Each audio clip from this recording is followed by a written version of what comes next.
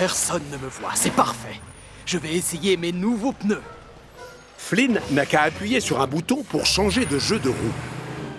Ses débuts sur la route sont difficiles.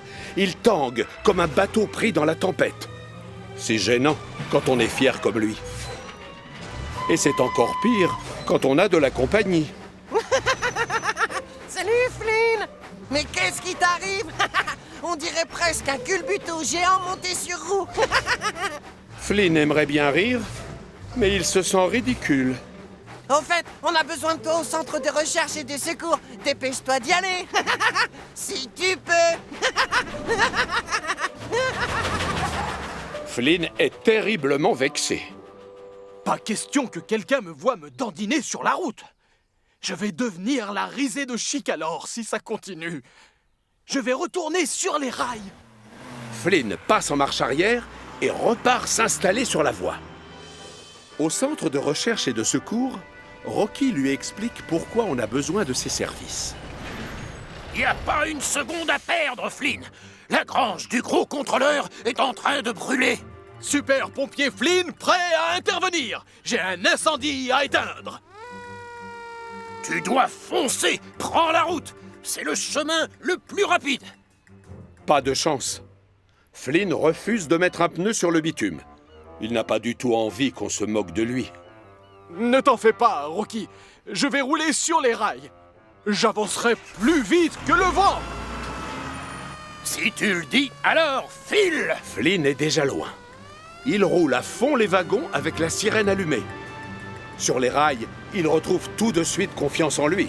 Super Flynn est de retour. Soudain, il aperçoit Butch arrêté près de la voie.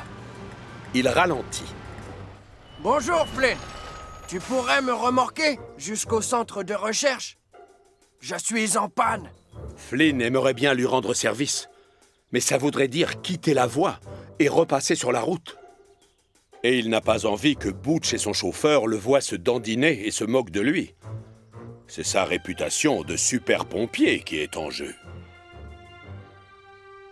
Non, ça ne va pas être possible. On m'a déjà appelé pour un grave incendie. La grange du gros contrôleur est en train de brûler. Et hop, il redémarre à toute vapeur. Au passage à niveau suivant, les barrières sont abaissées. Flynn est obligé de s'arrêter. Ça va encore lui faire perdre beaucoup de temps. Pauvre fumée! L'incendie doit faire rage et moi je prends du retard. Flynn remarque alors Bertie l'autobus sur le côté. Son moteur est en pleine surchauffe. Et ses passagers attendent tout autour. Salut Bertie, c'est quoi le problème? J'ai mon moteur qui chauffe. Il me faudrait de l'eau pour le refroidir. Tu peux m'aider? Flynn aimerait bien lui rendre service. Mais ça voudrait dire quitter la voie et repasser sur le bitume. Et cette... Mais à quoi vous jouez tous les deux? Thomas est rouge de honte. Je suis désolé, chef. Il ne connaît pas les sites où seule une locomotive peut aller. Mais j'ai perdu la notion du temps et je m'en excuse. À cause de moi, Bertie ne va pas pouvoir se rendre utile. Thomas comprend qu'il a fait une bêtise. Il regarde Bertie qui se balance tristement. Il faut qu'il se rachète. Monsieur, moi, je ne peux pas le sortir de là. Mais Harold, ça oui. Si vous êtes d'accord, je vais vite aller le chercher. Presse-toi, Thomas. Ma maman a horreur d'attendre. Au centre de recherche et de secours, Harold accepte tout de suite de les aider. Thomas repart à fond les wagons. Et il repasse encore une fois devant Donatienne. Thomas! Qu'est-ce que tu as fait de mon autobus? Il est sur l'île de Brume, madame. Moi, j'adore cette île magique. Une idée traverse alors la chaudière de Thomas. Au fait, et si je vous emmenais là-bas? Bertie serait ravi de vous voir. Donatienne réfléchit, puis elle sourit. Oui, bien sûr, merci. Ça va beaucoup me plaire. La vieille dame et ses amis grimpent alors dans la cabine du conducteur. Puis Thomas redémarre et file à toute vapeur vers la gare des bûcherons. Harold est déjà arrivé. Donatienne s'agrippe à son chapeau pour l'empêcher de s'envoler, mais toute cette agitation l'amuse énormément.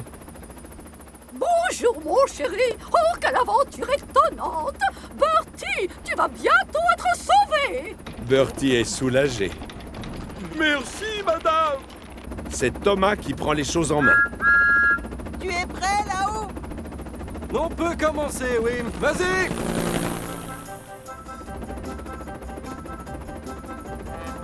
Très vite, Harold réinstalle l'autobus sur le wagon plat de Thomas. Il me vient une idée. Ça vous dirait si je vous emmenais faire un tour avec Bertie? Et comment? Oh oui, avec plaisir. Tenez bien vos chapeaux. On se dépêche, mon grand. Oui. Allez, on embarque! Finalement, la visite se passe merveilleusement bien. Bertie a retrouvé le sourire. Donatienne aussi. Merci beaucoup, Thomas. Et merci à toi aussi, Bertie. J'ai ri, j'ai vibré. Bref, j'ai adoré. Thomas siffle pour montrer sa joie. Et Bertie lui répond en klaxonnant. Merci encore, Thomas. Même le gros contrôleur sourit, c'est vous dire.